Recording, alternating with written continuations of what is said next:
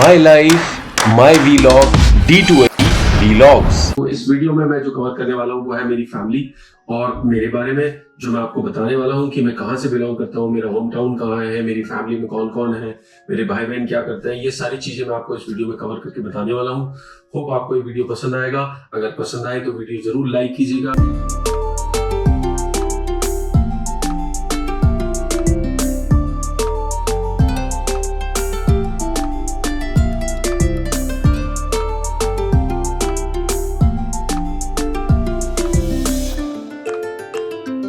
Good morning दोस्तों, कैसे हो आप लोग। फाइनली मैं जल्दी उठ गया हूँ काफी मेहनत के बाद। ये देखिए अभी तो अंधेरा ही हो रहा है, अभी दिन भी नहीं निकला। अब एक सेंस ऑफ अचीवमेंट लग रहा है कि मैं चाहता था सुबह जल्दी उठूं और देखो मैं उठ गया। सो दोस्तों, मैं फैमिली बैकग्राउंड की बात अगर मैं करता हूँ तो सबसे पहले मेरा नाम है श्री मूलचंद गुप्ता जी। एक्चुअली हमारे घर में जो एक संस्कार दिए गए हैं वो नमस्ते करना, हाथ पैर छूना। चलिए अब मैं एक एक करके अपने परिवार के फैमिली मेंबर्स की बात करता हूं। तो इसमें सबसे पहले मैं स्टार्ट करूंगा अपने सबसे बड़े भाई से। ये उनका नाम राजकुमार है। अच्छा, दूसरा जो हमारी उनसे छोटी दीदी है उनका नाम है पूनम दीदी, और उनका दूसरा नाम रजनी भी है, तो रजनी गुप्ता कह सकते हैं। अच्छा, फिर आते हैं मेरे दूसरे भाई जिनसे आप हमारी व्लॉगिंग में मिलते हो अक्सर। उनका नाम है राजेश गुप्ता उर्फ राज गुप्ता आप कह सकते हो, क्योंकि उनको ज्यादातर लोग राज के नाम से जानते हैं। अच्छा, फिर उसके बाद मेरी दो बहनें हैं जिनका नाम है चंचल गुप्ता और एक है रेखा गुप्ता, जिनको भी आपने मेरी वीडियोस में देखा होगा। और फिर आता हूं मैं, मेरा नाम है रवि गुप्ता, जो कि आप ऑलरेडी जानते हैं।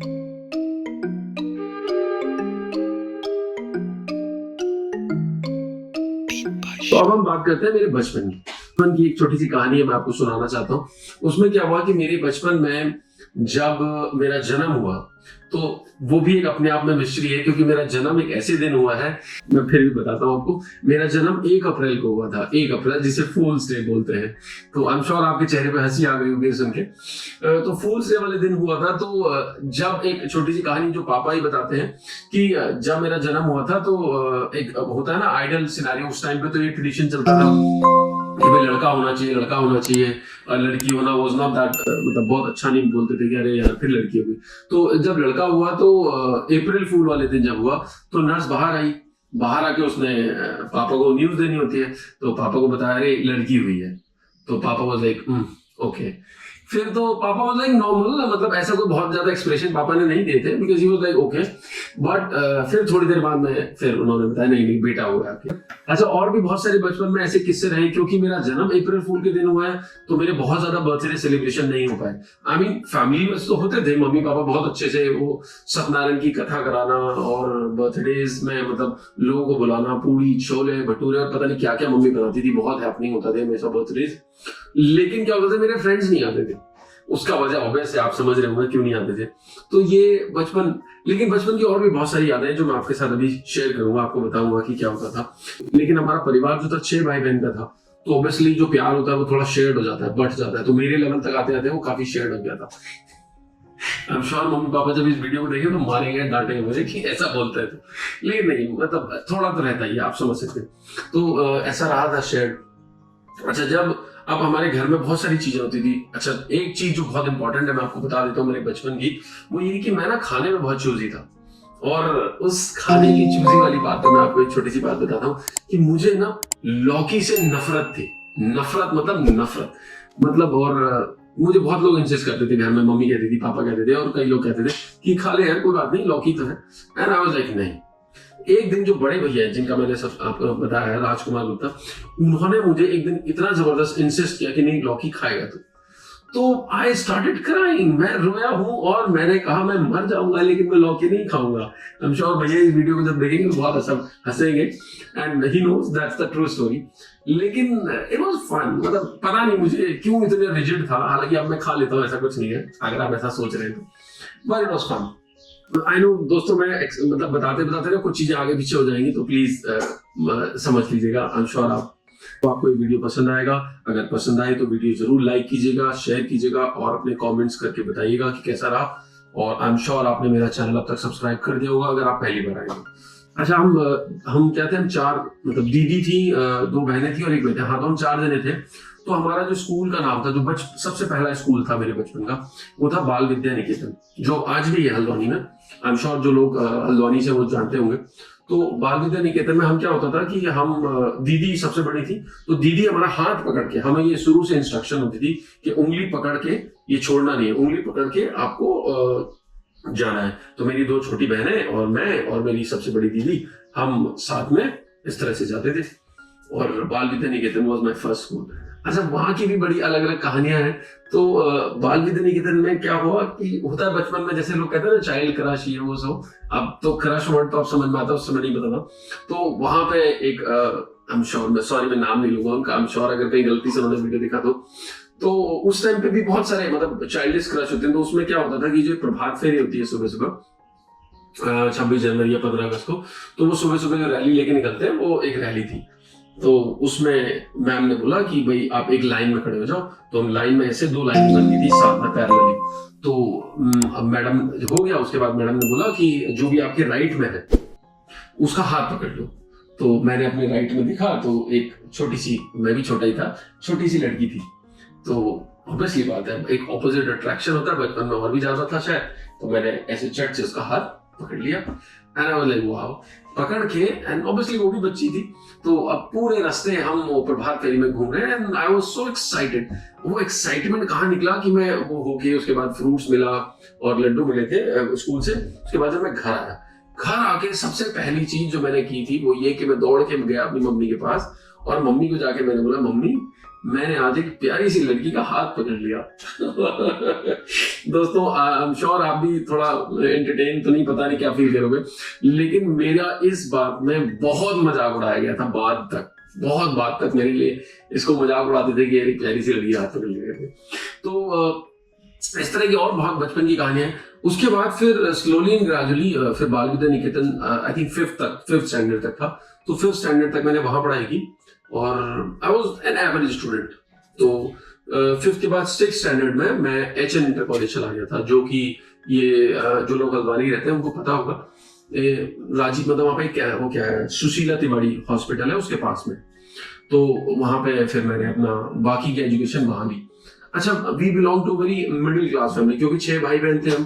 तो पापा ने बहुत स्ट्रगल किया है, बहुत स्ट्रगल किया है। मतलब मैं स्ट्रगल वर्ड से भी उनका स्ट्रगल एक्चुअली डिफाइन नहीं कर सकता कि कितनी उन्होंने, क्योंकि 6 बच्चों, आज के डेट में मैं समझ सकता हूँ कि 1 या 2 बच्चे को पालना ही बहुत बड़ा मुश्किल होती है और उनकी एजुकेशन और बाकी सारी चीजें करने के लिए। बट पापा ने 6 बच्चों को मैनेज किया है।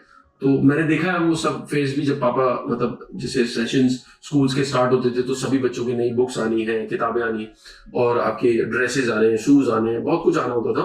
तो पापा को काफी मतलब वो जाती थी कि अरे कैसे करूंगा मैं, क्योंकि एक पापा का क्रूड ऑयल बिजनेस था। सॉरी, मैंने अगर आपको नहीं बताया तो पापा का क्रूड ऑयल बिजनेस था और जो सरसों का तेल और ये तेल का होता है बिजनेस।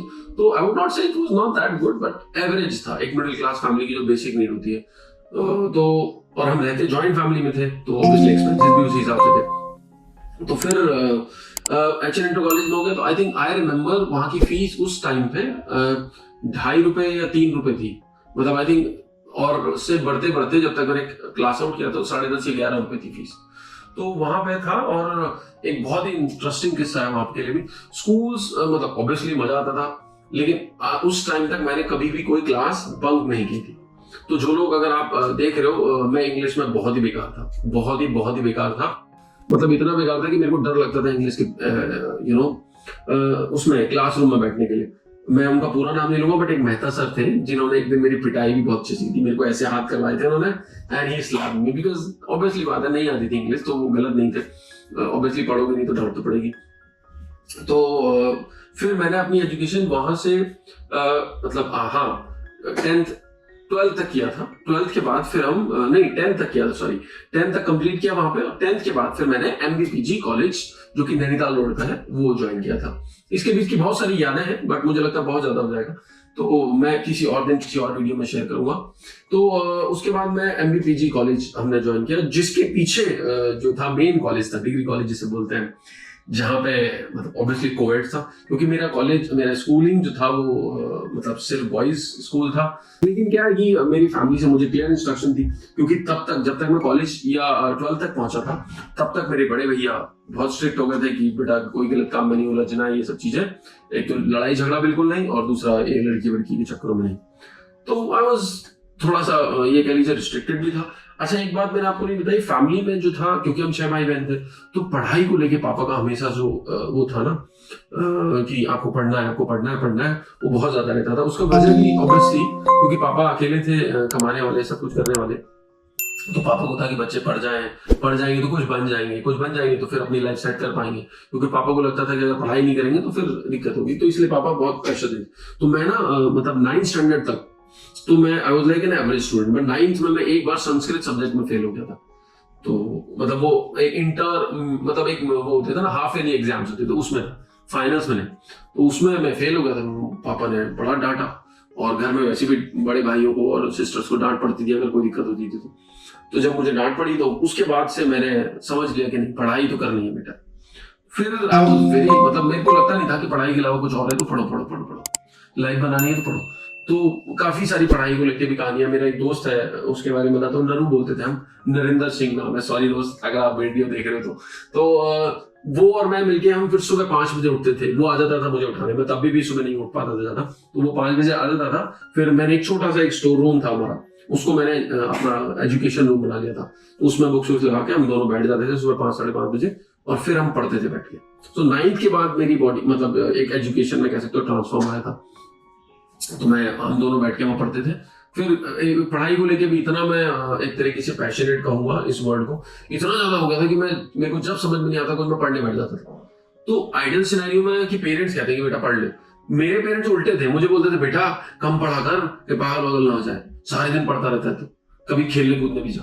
तो ऐसा ही हुआ, लेकिन मेरे को कोई फर्क नहीं। मेरा तो मैं बचपन से कुछ ऐसा हूँ कि मेरे को जो चीज करनी है तो वो करनी है। आई एम बस मेरे दिमाग में वो आ गया सनक कि हाँ जाना है, बस अब ये करना है, तो मैं फिर लग जाता हूँ उसके पीछे। तो मैं बस अपना पढ़ाई मेरे को कोई लेना देना नहीं। घर वाले कह रहे हैं ठीक है कर लिया जितना समझ में आता था, नहीं तो अपना पढ़ो। तो टच वुड फिर भी ठीक ठाक। फिर मेरे 10th बोर्ड एग्जाम्स का रिजल्ट आया, and touch would I think मैं अपनी फैमिली का पहला बच्चा था जो मैंने अपनी क्लास में भी फर्स्ट आया था। और वहां पे यूपी बोर्ड लगता था उस टाइम पे, उत्तरांचल नहीं था, तो यूपी बोर्ड में भी मैंने I think I was first. Board में नहीं, मतलब आई थिंक फर्स्ट डिवीजन कह सकते हैं, I would not call it कि पूरे बोर्ड में फर्स्ट था। तो फर्स्ट डिवीजन स्कोर किया था, and it was very good. सबसे बड़े भैया जो है वो लाए थे न्यूज को, मैं तो सो गया था। तो जब पता चला तो भैया एक्लेयर्स की ट्रॉफी आती थी उस टाइम पे, वो लेके आए थे कि तू पास हो गया, तू फर्स्ट डिवीजन से। अब वहां पे भी एक मिस्ट्री, पास तो हो गए, आपने मेहनत की, सब हो गया। अब जब आप पास हो जाते हो तो आइडियल सिनेरियो में क्या होता है कि लोग आपसे कहते हैं अरे भाई फर्स्ट डिवीजन से पास हुआ, मिठाई खिलाओ। अब यही मेरे साथ हो रहा था।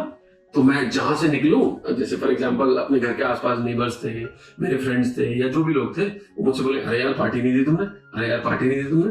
तो मैं थोड़ा परेशान हो रहा हूँ। मैं घर आया, मैंने पापा को बताया, मैंने पापा ऐसे बोल रहे हैं कि पापा गुस्सा हुए थोड़ा सा, बोले अरे बताओ मेहनत की हमारे बच्चे ने, पैसे हमने लगाए, पार्टी उन्हें किस बात की थी, भागो ऐसे।